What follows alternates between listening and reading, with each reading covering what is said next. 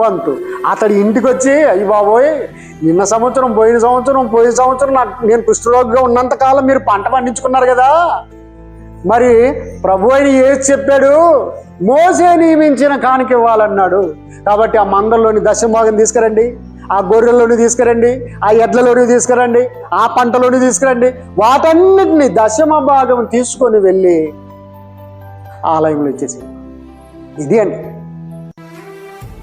కుష్ఠరోగికి యేసు స్వామి ఇచ్చిన సలహా, సూచన, కట్టడ, పద్ధతి ఏంటంటే మోసే నియమించిన కానుక ఇచ్చేసి. బాగా ఆలోచించారా?